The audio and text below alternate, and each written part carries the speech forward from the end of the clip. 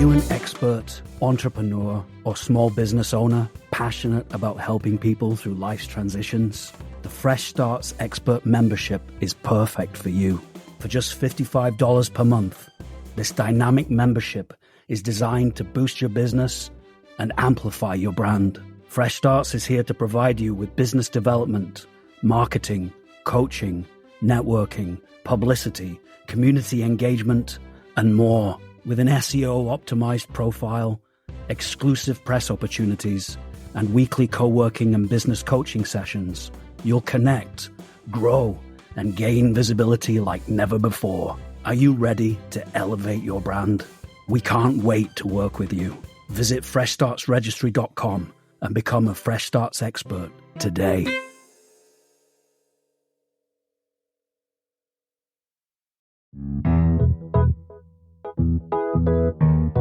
Welcome back to A Fresh Story, the podcast where we have conversations about brave decisions to start over again. I'm Olivia. And I'm Jenny. And we're so glad you're here today.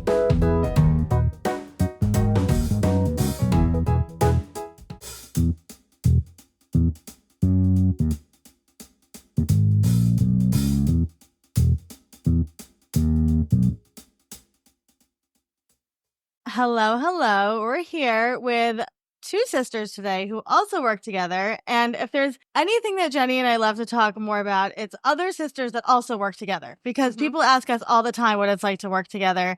And we're just fascinated by that. So we're here with Maria and Chrisoula, and we're pumped. We're pumped for this conversation. So I'm gonna flip the script a little bit here. I'm gonna have Maria begin because she is the older sister, but I want her to introduce us to her little sister. So who is your little sister? My little sister is Chrisoula Mavrianos, who is my best friend, my biggest fan, and one of the best matchmakers I've ever met. She knows how to cut through bullshit very quickly. She is a master at venting. She is obsessed with true crime podcasts. She has a lot of patience, although I feel like sometimes she doesn't feel like she has enough. So I know she's always working on that.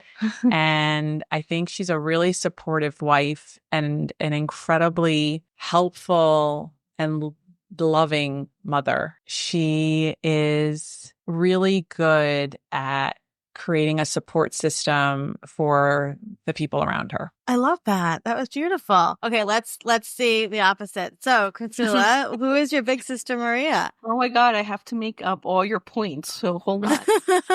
Maria is my older sister by a year. She's a caretaker by nature. She is a pioneer in the matchmaking industry. That she is. Truly, she is 20 steps ahead, I think, and just always has a million ideas. I don't even know how she comes up with most of the things that she does, but she always has a plan, is really, really good under pressure, is more concerned about others feeling good and having a good time than she is, really is words affirmations person, really wants you to tell, yes, you are, really wants you to tell her, I love this, Maria. I'm having a good time. She's also a really supportive wife. She has a really fantastic partner in George. George is also lucky that he has Maria. She has two of the funnest, coolest little blonde children. I don't even know how.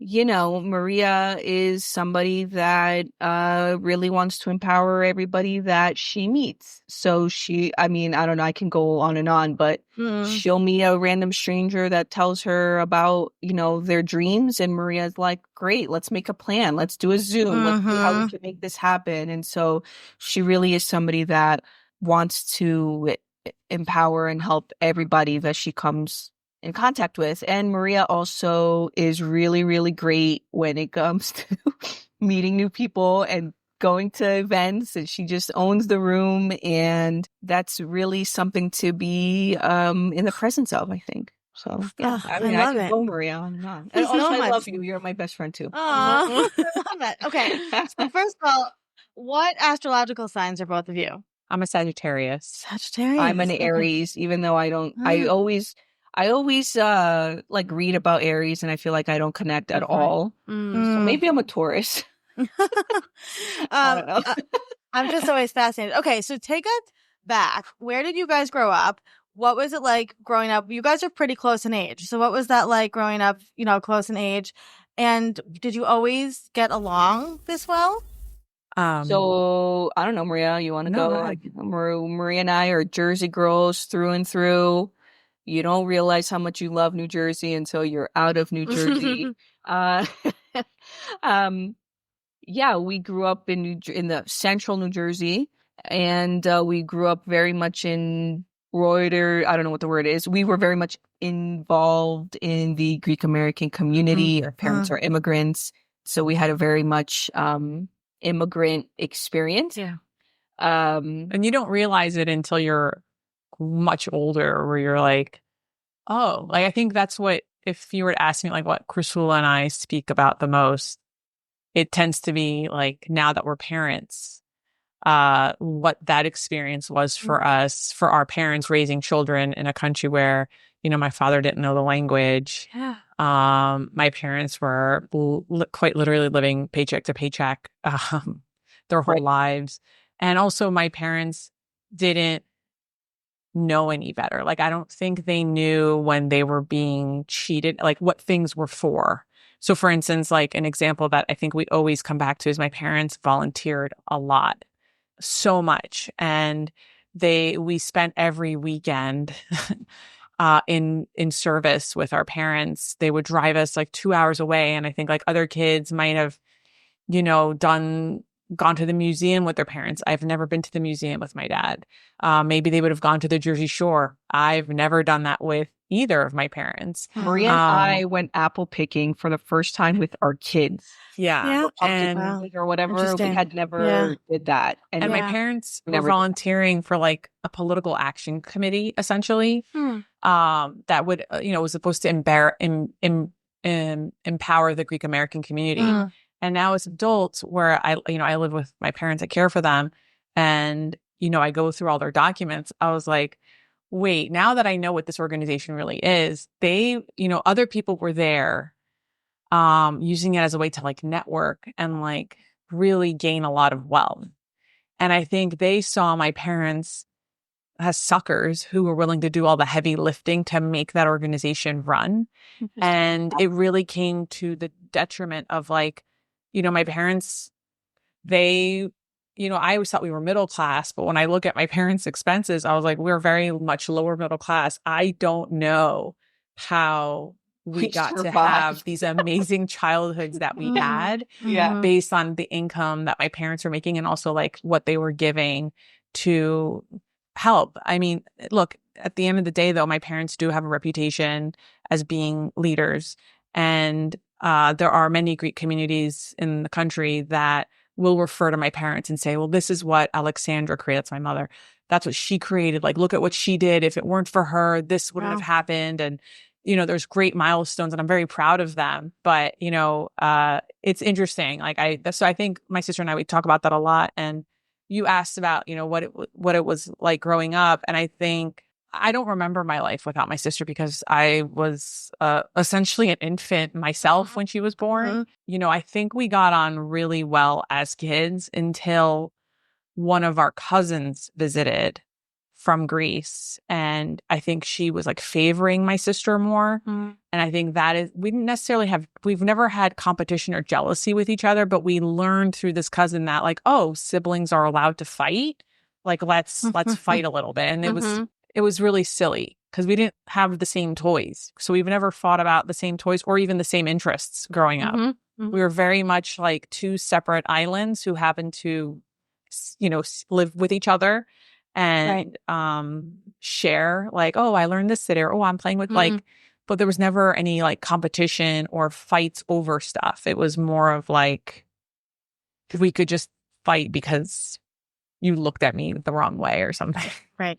Yeah, I mean, just further, I mean, our upbringing is a little unique to maybe our counterparts because we spent every single summer in Greece and not like, oh, with our parents. No, like our parents like shipped us off Wow. The day school ended, we were on a plane to Greece, and unaccompanied, like just me and Maria, like we went to by ourselves at like 6 years old. Wow. And there was a person smoking a cigarette next to us on the hill. Or we happened to find, my mom knew somebody at church leaving the same day as us, so she was like, responsible for just not losing us. And then we would sit there the whole summer, and it's not like Mykonos experience. Like, no, we were like plopped down in the middle of Athens in our grandmother's old like apartment, which is, I'm not complaining, it was fond memories, but like that was our very real, authentic Greek experience. And then the day before school started, we'd come back. Wow. And so, our caretaking was just left to my old grandmother and my dad's brothers and sisters. And, I don't even know how we got to where we got, but, but that was, every single summer, that was how we would, we didn't spend it with our parents. We barely went on vacation with them. Right. We would go visit family, and we'd go visit my grandmother. And that was how we spent our summers, bored to death.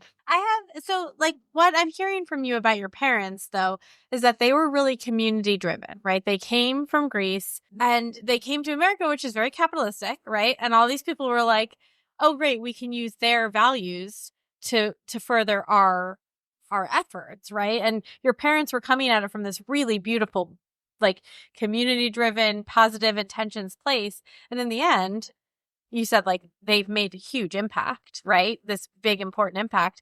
But it's interesting because I think what you do so carries that forward, right?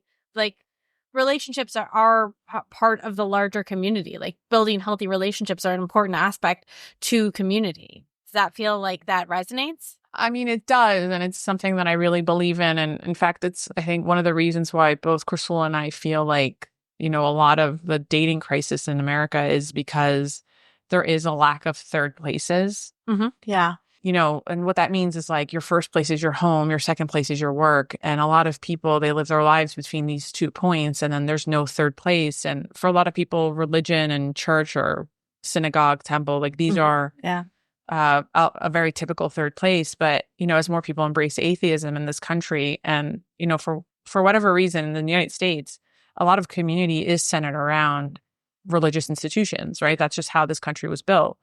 If you go to Europe, I mean, in Greece, you have a really high rate of atheism because, churches are everywhere. It's like, it's taken for granted, but there's a lot of public squares. Yeah. And every town has a public square. Every town has a cafe. So there's just always this feeding into community there. And listen, the reasons why people are single in Greece are very different than the reasons why people are single in the States. But here in the States, like, I feel like because my parents taught us about like the importance of community, I think, even in the kinds of people that we found friends in, or the people that we chose as partners, even though Chrisoula and I are very different. Like I'm extroverted, she's introverted, we embrace friendship, or we not embrace friendship, we embrace going out in a very different way. But I think we judge friendships or people's integrity in the same way. And I think it is because of that experience with seeing our parents. My parents, they see the good in everyone. Yeah. Although I'll tell you, my dad can hold a grudge forever. But it's usually those people that see the good in everyone that can hold a grudge forever because they're shocked when it happens. Yeah, and I think that's what it is. There's definitely a shock value when that happens, and it's funny because over the summer, Chrisoula and I were together with our kids for a whole month, and just us. Our partners were back at work. And sometimes our kids would be complaining that they're bored, even though they're going to the beach every day and they're on their iPads or they're watching a movie or we're taking them here and here and here, but they don't want to do anything. And I was like, do you understand? Like when I was your age, forget what my parents did. Like, we would spend half of the summer in, like Chrisoula said, in a 1-bedroom apartment in Athens with my grandmother who did not have a TV, and we had to just read, Teen Cosmo for the 30th time and make collages or play with our Barbies or whatever it was. And then we were sent to the village. My mom was from a tiny island, and, you would play with our cousins, but like you didn't have time to, you were bored and that was okay. I think your grandparents were like, be bored, your brain will expand, which is what I constantly tell my kids. Like, I'm so happy you're bored. That means that your brain is expanding. Like, I don't think they were like, oh, go be bored. They were like, please get out, because they couldn't be bothered. yeah. I think it was a whole different, idea of upbringing for them. But I think it's also they're very tired of us because we're around them. Whereas I feel like even though when we were on summer vacation as kids, I feel like we were alone a lot. Like, even though there was a parent in the house, nobody was interacting with us. Yeah. We were all alone all the time. Another part of this really is that we were alone all the time, even at home, because my parents, we had zero support system. Absolute, like no, like my dad is one of 7. He's the only one in the States. And so we had no cousins, one uncle lived like an hour away. And so we didn't even see him anymore. So we had zero support system, and we were perpetually late to like everything. I don't know. I guess Latchkey kids. Yeah, it built character. Yeah. I mean, it's just the two of you? That's right. Yeah. Yeah. And so, but that's also really bonding. And I think, like you were saying about fighting, there wasn't this natural desire to fight. Like, sometimes you're going to have conflict with your sister. It's going to happen. But like, it sounds like you guys generally got along and found things to do together or around each other when you were sort of left to your own devices. Yeah. I mean, one time, do you know what I'm going to tell? Can I have a story time? Yeah, go for it. How bored we were in my grandmother's apartment. One time, Maria was like, we were laying down in my grandmother's bedroom, which it was like insanely hot. Like, there was it was just hot. And Maria was like so bored. She's like, Chrisoula, I can't see. And then I was like, what? She's like, I think I went blind. And we were literally like 6 and 7 years old. And then I started crying. And first of all, the lights were closed, but she was messing with me. And then I started crying. And then she started laughing. It's just... That's the extroverted older sister. That was just something that kids, like a core memory of me freaking out. That's how bored we were. That's how bored we were. We were just like, we'd take out my dad's old records, and there was no record player because it was broke. And we would just like flip through them, put it back, flip through them, put it back. Like there was just, you just nothing to do but stare out. I think when you have those experiences with a sibling, though, over a lot of years, it does, even though we're very different, we do have a pretty similar sense of humor. And we do have nearly identical worldviews. I think our enthusiasm for different topics is very different. So for instance, like, if there's a project, like, sign me up, I want to, and Chrisoula's like, oh, why do you care? Why do you, like, but we do, but she like, we have a very similar outlook. Yeah. And I think it's why, like, sometimes, like, if I like an artist or if I appreciate an artist, like a singer, and my sister doesn't like them, she feels comfortable to tell me, like, oh, I hate them, which that's not, but that, like, and it's like, I totally understand why you don't like them. Right. But I'm not turning around and saying, I hate this artist that you like. So it's like, that's like kind of like a new form of sibling contention, like how we approach certain things. My new thing with Olivia is I'm like, I need you to say back to me that you understand what I'm saying. Like, you come into these new sibling contentions, especially as your relationship develops. Like, what does it look like in a day in the life of you guys working together? I'm curious about, like, how often you communicate. Yeah, and I want to, even before that, like, how does the matchmaking? No, but the matchmaking, I want to talk about the matchmaking. So that's a family thing?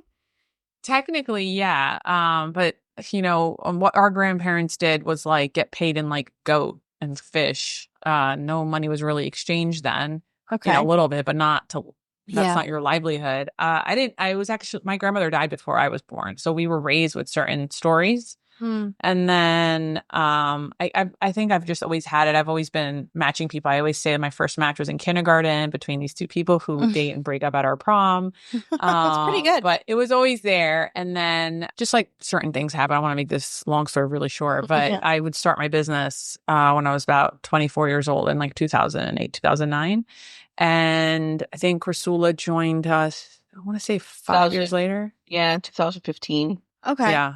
But I really just from, Maria, I was always like fascinated because it's an interesting, it is an interesting job. And you become the focus of everybody's conversation, whether you like it or not, because people are like, well, tell me more and tell me more. They want to hear about the crazy clients, and that's how I was with my sister. I was like, tell me more about this like client. And every time I would see her, and then I had my first kid. And Maria was basically like, look, I have a ton of data entry stuff I just can't get to. They're not urgent, but I do need them done.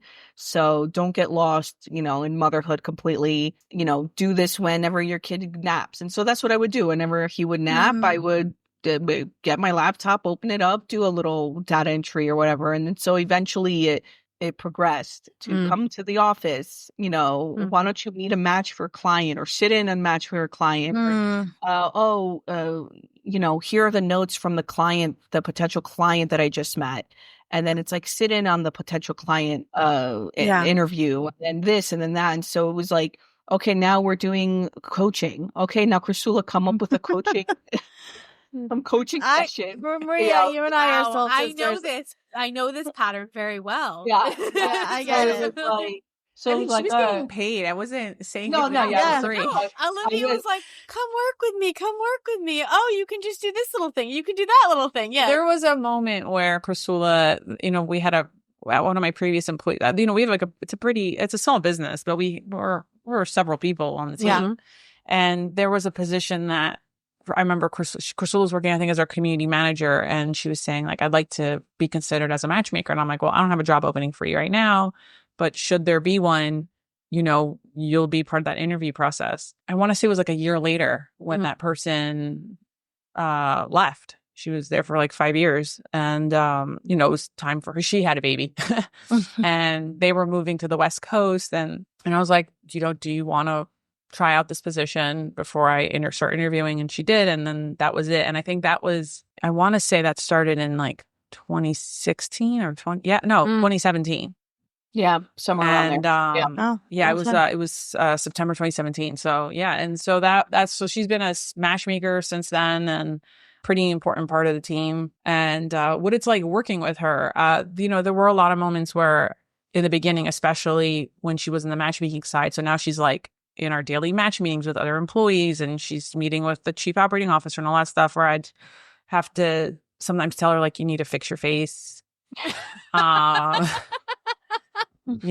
Or there have been team meetings where I could see that she's getting frustrated with me, but not in the way that like another employee would get frustrated, but in the way of like a sister getting frustrated. And I would say, maybe you need to log off the Zoom and come back on, because sometimes I will even today we had a team Zoom and I got really upset with something that's happening at work, but I'm the boss. And there's going to be moments where I have to show frustration, and I can't, if Chrisoula does something that's, I don't want to say not correct, because we all learn from mistakes, especially like my own mistakes. But there have been moments where I think in the beginning where it's like, not even the beginning, like even during the pandemic, where I was like, no other employee would get this. You need to like put yourself in the other people's shoes. You need to like, and then it just kind of, and then the last thing, I think the biggest change, I think, in Chrisoula working with me was, I want to say like 2 years ago or 3 years ago. It was pretty recent though, where she was like freaking out over a client, just freaking the hell out. Like, can you believe he emailed me this way? And then like, just what are we going to do? And I was like, how are you this anxious when I'm not? Like this person, like, what do you do? Like, can you honest to God say that you did your best? And she's like, yeah. And I'm like, do you think there's another matchmaker on this planet that could find him better matches than you? And she's like, no. And I'm like, then it's not about you.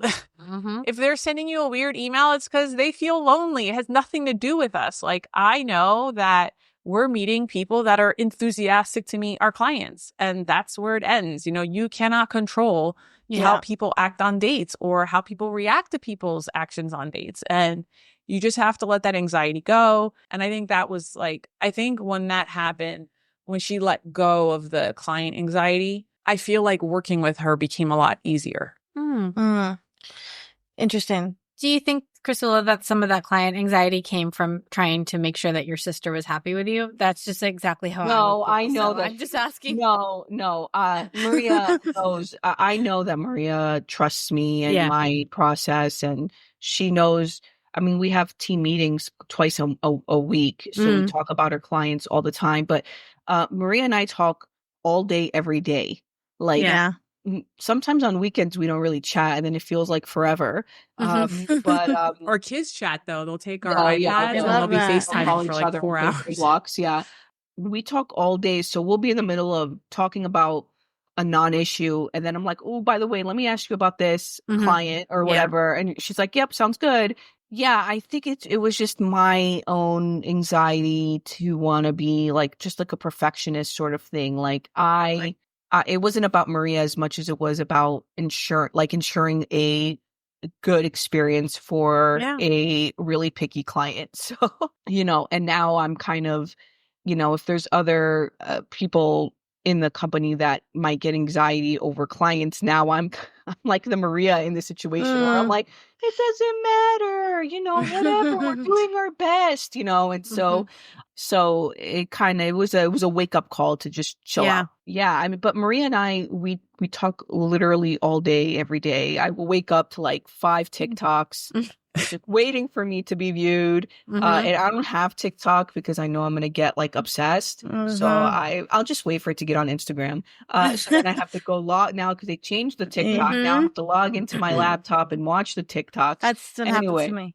Yeah. So there's always one sister without TikTok. Yeah. If I download it, I will. Thank you, Maria. She sent me something recently on Instagram Reels, and I was like, yeah, I saw this like 4 months ago. Yeah. Well, whatever. It's funny to me now. It's funny. I'm with you, Chrisoula. So have you hit the demure mindful? I'm not late to the game. Okay. Well, you're not that late to the game. You don't know that you're late to the game. Yeah. I'm so curious when it comes to specifically with matchmaking. Do you usually align on what you see for your clients, or are there things that you're like, I don't know, I don't like do? I think Chrisoula, I think we align on most things, but I'm the one that's like, just ask the client. What's he going to say? No, like we'll get him, like today we had a match for a client that came from another matchmaker. It was like, can you consider her for your male client? And Chrisoula's like, no, like I just had this phone call with him and he doesn't want this. And I'm like, just ask. Like, what's he going to do? Just say no again? Like, who cares? Like, right. Yeah. That's interesting. You know, and then I think Chrisoula, you know, I think sometimes she'll send me a match. I don't know. I feel like we tend to agree though. It's very rare that we disagree on who should be matched. I don't think we've disagreed on who should be matched with a client in like over 5 years. Like it's sometime. And I don't even think that was like a massive. I don't think it was. Yeah, and I don't even think about it. Chrisoula would be like, I'm going to set this person up, and I'm like, great. Like, okay. I think Maria knows that she could essentially, you know, F off for a month if she needed to regroup or whatever. Tour. And she knows that the company's not going to like fall apart. Yeah. Super important. Super important. Yeah. So, and that's not me. I mean, we just, Maria, not me, just we put like over the years, she just put processes in place. Where it's more streamlined generally how we work and what we do, but everybody has their own strong points and we all work together, and Maria trusts us. You know, there's other matchmakers that we know that have a team and it's just like, you know, they don't trust each other. They don't have that kind of built-in trust that we do. And so sometimes they'll see a little bit more competition. Competition or turnover rate. And that's just like not that's like not, we're not like that. Yeah, this is family. That sort of without the toxicity. Without the toxicity. That's the point. How no, this is we have this problem sometimes when we work together because we work together is we don't turn off our brains ever. Do you have that? Like we had to kind of we are not very good about this at all, I'll say. Like we text until very late in the night about work stuff. Do you have boundaries with that are better than ours, I hope? So I don't know if you know this, but I live in Greece. So I'm Okay. 7 hours ahead, Okay. right? Okay, And that's like Jenny. I used to do this. I've stopped doing it, Maria. But I used to, so obviously I'm 7 hours ahead. I get the emails and I see the emails before anybody else does. Because Maria is quite good about, I'm done for the day and I'm not going to look at my emails till tomorrow. And Maria's been really good about, it's the weekend. We don't work on the weekend. Just like I wouldn't expect somebody at 6 p.m. to be available for a call. That shouldn't be expected from me unless I absolutely must meet somebody. Because I'm desperate for a client. Anyway, so what I would do would be like, oh my God, did you see what this client sent us? And I would send at like 6 a.m. So then Maria would get a notification. You know, the first thing she sees when she wakes up is like this crisis message from me. And she's like, you need to stop doing that because I'm waking up and feeling not good. Cortisol. So like we understand that. Yeah. And so I would like, okay, I mean, look, it took a different matchmaker actually to say, we are not neurosurgeons. This is not an emergency. The email is not an emergency. You could just answer it tomorrow for me to another thing I needed to hear for it to click that no, this is not something that needs to be I need to freak out about. And so I've been much more mindful about that. Yeah, no, it's and for listeners that we're in a unique position. So I'm in New York and Jenny is in Edinburgh, Scotland. Right. So we have the same. We have the same thing. She's 5 hours ahead of me. So I wake up to those texts too sometimes. Of not men. I try to do the opposite, where I'm like, hey, just so you know, this thing came through. It's not bad. That's what or I try to we foam the runway for each other in that way, right? She'll sometimes text me at night and be like, our literary agent emailed, it's good. Things like that, you know, she's when you see this thing, don't worry about it. But yeah, I think it's interesting having the time difference. But it's funny too that you say you talk all day, because I never feel like my sister is very far away. Her voice is always I'll leave Zoom on and do things around my house, and then she'll be talking to me and I'm yelling from the other room, I can't hear you. I can't hear you. We're always kind of hanging out together. Do you and it sounds that's exactly how literally how we are too. I mean, just generally all day I'll ask Maria something about work maybe, and then she'll send me, instead of answering the question, she'll just send me you'll send me a TikTok video. Yeah, of course. And, I will read to you. I just wrote. I have a book coming out next May. Yay. So exciting. And I had to write my author biography. Can I read you the last paragraph when you talk about your personal life? Yeah. I wrote, she lives in Central Jersey with her supportive and loving husband, 2 sweet kids, their very old dog, and her proud immigrant parents in a multi-generational home. Her experiences caring for her parents have deepened her understanding of lifelong compatibility. In her downtime, she's a Eurovision enthusiast and a pop culture and political junkie, bringing empathy and insight to her matchmaking work. If she's not FaceTiming her sister, she's planning her next date with her husband or listening to a podcast. In fact, she's probably listening to a podcast right now. Yeah. But that's in the bio. Yeah, part of it. It's funny too, because Olivia also lives with her parents, with her kids. I do. It's older sister very energy. similar. Very similar. And that's the other thing that so the biggest form of contention that's happened to us as now adults was, I think, both of us needing to come to terms with the roles that we play as daughters in this age. I mean, I actually really thought, I don't know if I've said this to you, I think I have, but I remember thinking after the summer of 2021, that's it. Chrisoula and I are just simply coworkers. I don't think we're going to be friends anymore. Wow. It felt that contentious when I was visiting her in Greece. And that was because in that year, the pandemic happened. My sister moved to Greece, and then my mom got really sick and she became extremely disabled. She can't walk, she can't really see, she needed help with her feeding. It was a lot. It was a work for 2 people, both me and my dad. And I was really tired. When we got to Greece, I said, hey, I can't come all the way where you live. I have to go to my in-laws, and then let's meet in Athens and we can just do a nice trip there. We're really tired. And they came down. They were really great about it. But I don't think my sister and I had a lot of downtime with each other. I just could feel there was definitely some pressure there. And I would cry most nights because like while we were in Athens at the same time, I was crying most nights and like just like deeply upset because I was hoping for a different summer vacation with her and it just wasn't happening and like whatever. Yeah. Anyway, so I go back to America and now my mom is getting sicker and my sister is sending me messages and she's looking for an update. Like, what did the nurse say? And I'm like, I can't talk about this right now. Like, you're going to have to wait when I'm ready to talk about it because, you know, I had to learn how to compartmentalize. You know, it's a lot, especially when you first become a caregiver. That first few months, that's the learning curve is a steep hill. And so I went through that in December of 2020 and I'm now kind of going through it again in September of 2021.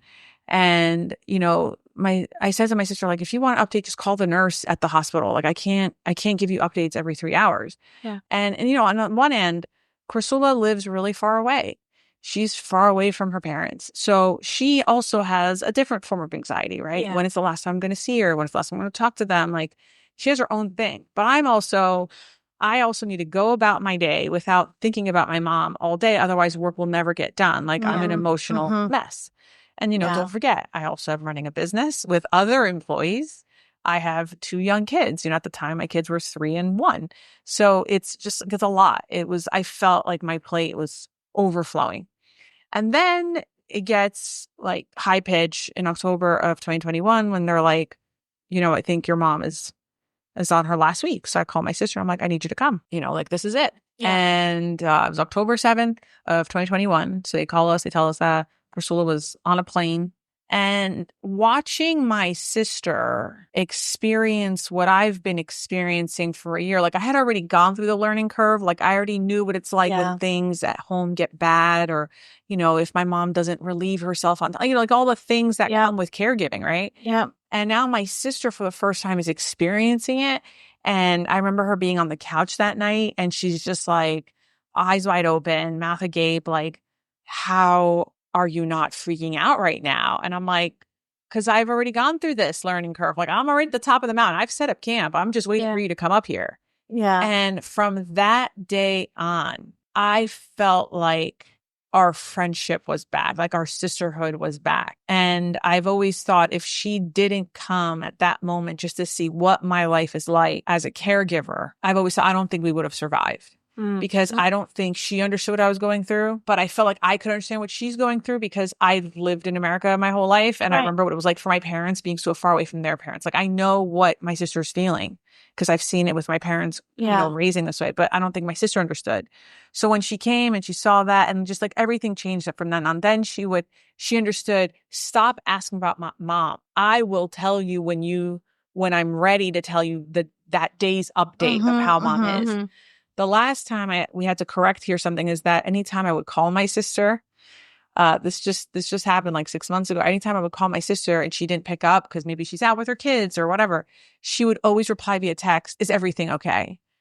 And after doing that to me for 3 months, I replied back. I called her and I said, "Listen, when I'm calling you, 99 out of 100 times, I'm just calling you just to shoot the shit like we do every day." Right. But when you text me, "Is everything okay?" I know that you're asking X, Y, Z. And you're making me think about something that I don't think about ever. Yeah. Interesting. Right. And so you have to stop that. If something like that is happening, I'm not calling you once. I'm not going to voicemail. I'm going to call you 5,000 times until you pick up. Right. And so I think, you know, we've had to learn how to be sisters in this way, like in a different way. You know what I'm saying? Yeah. I mean, I was able to put like a word to like, you know, what I was experiencing was like anticipatory grief.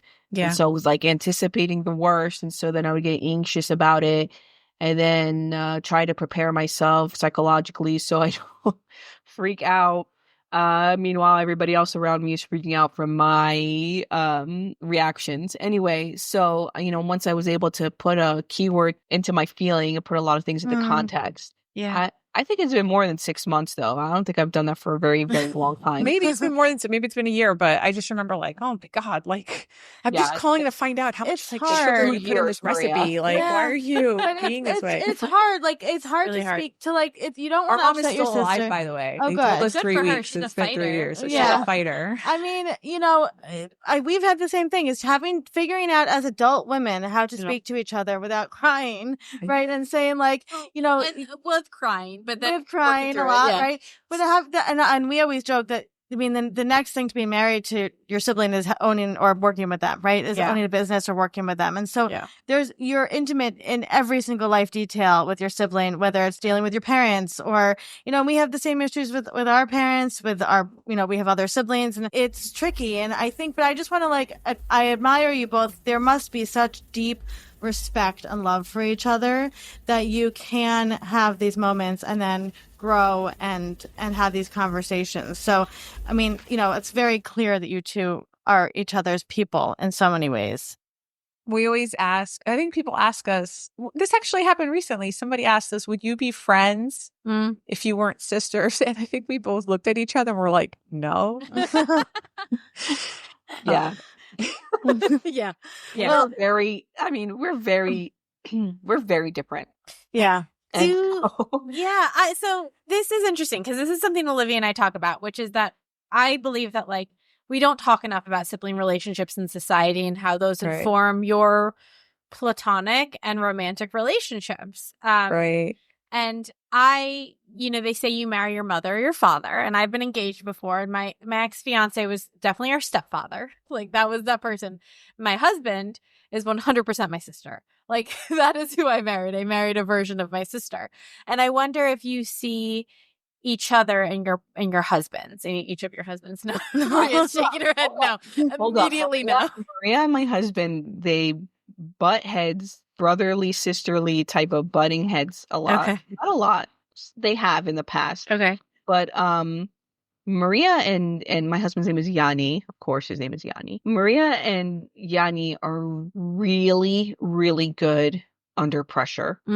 Like, if there is a crisis, you need them around because they're calm and they're collected and they think about plans and how to figure it out.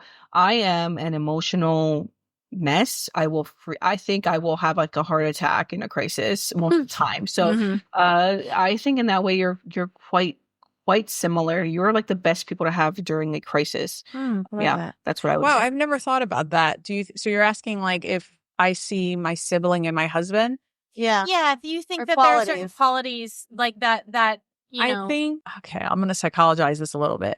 I think I'm a natural born leader. Yeah. And having a sibling who's 1 year younger, I think my sister followed me a lot. What's Maria doing? I'm heading that way. Like, and that's, I think you see this in all siblings, right? But I think it was a little bit more dynamic because of also like who I am. Like, I think I'm a very driven person and I'm ambitious. And so, you know, like even being in high school, like I was like, my dreams are at the moon and you're coming along for the ride. And then I moved to Greece when I was 18. So I left my sister alone.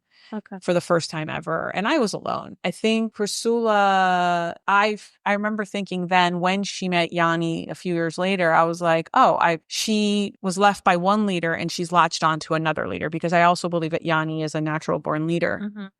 Because Chrisoula likes to kind of, you handle like what she calls it, like the person who's good under a crisis. Like, you've got this, you plan it, I'm coming along. I think with my husband, you know, you started this conversation by saying like, you know, we marry our parents or whatever it is. Yeah. I've certainly had relationships in the past where those people probably resembled my father's ego, for sure. It wasn't until I read the book Attached in 2010 where my dating did an about face and I started really rethinking a lot of things. And don't forget, I was already in my matchmaking career then, and I started playing this game with my sister, which we continue to play to this day, which is called What Do I Need to Unlearn from Mom and Dad? Oh, fun. I love that. It is the best game ever. I highly recommend it. So cool. Highly recommend for all siblings to do. What do you need to unlearn from your parents? Because you know, your parents, as divine as we think they are when we're little kids, as you become adults, you learn like they're humans and they made a lot of mistakes. And I love playing this game with my sister. We think of a few every year, which is like, oh, I would have done this differently, or,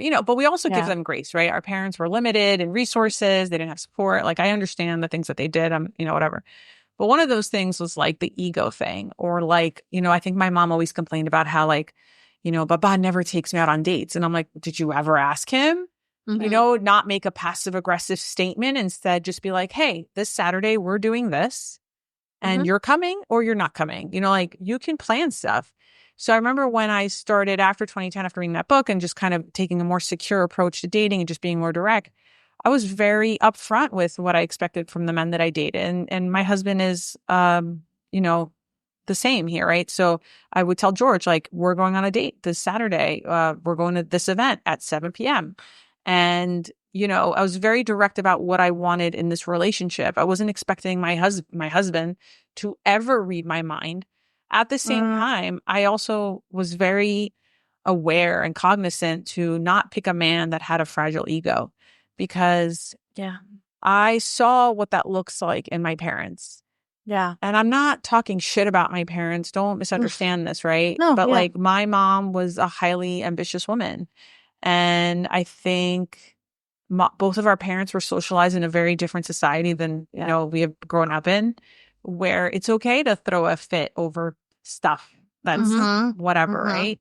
And that was not the case. Like, I was like, I'm going to meet a man who's like, thinks the rainbow comes out of my butt. Yeah. And that's where I think I married my sister, because I think my sister thinks that, Like I said, when you asked me to introduce her, that's like our joke. It's like, my sister's my biggest fan. Like, I'm not a narcissist. I'm just telling you what I know, which is that she's my biggest fan. Yeah, I love that.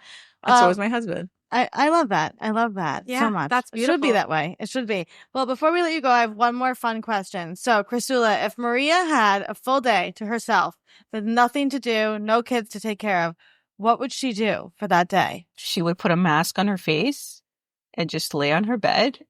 Start a new business.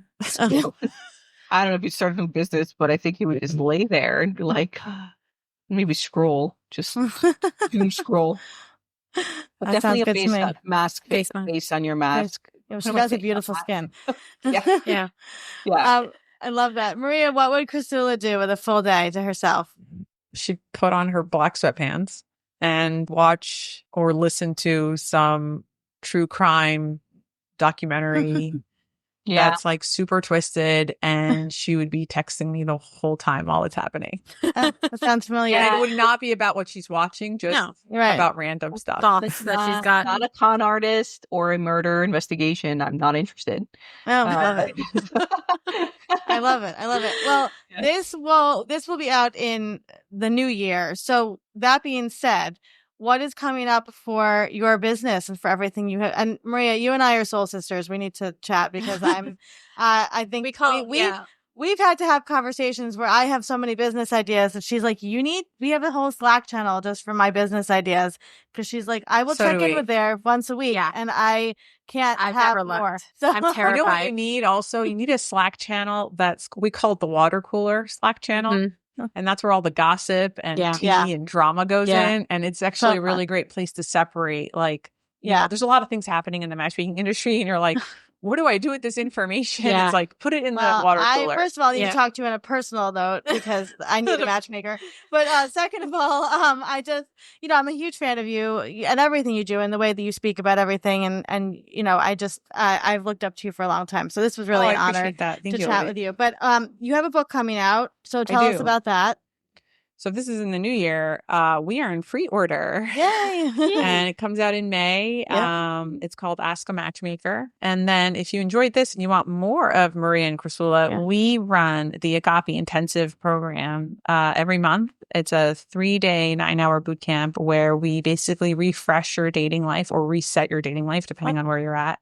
And it's, we try to leave people empowered in how they're going to approach dating from there on. So you can learn more about that by visiting, agapematch.com or matchmakermaria.com. Amazing. And one more really important question is, when is the reality show going to come out? It's happening. You guys know that, right? Talk about that yet. See, I knew it. I knew it. That's the best answer.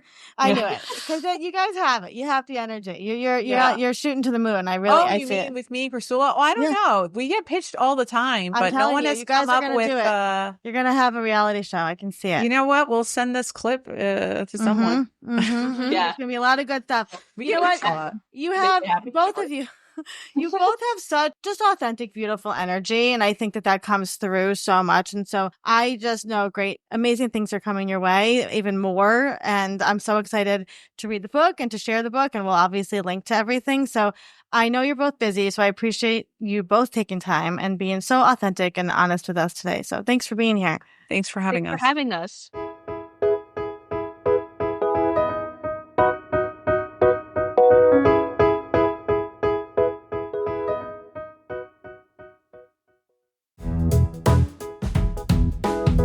Thank you for listening to today's episode. A Fresh Story podcast is produced by Fresh Starts Registry, the first and only platform for everything you need to begin again, from home items to Hype Team and everything in between. You can learn more and read today's show notes at afreshstory.com.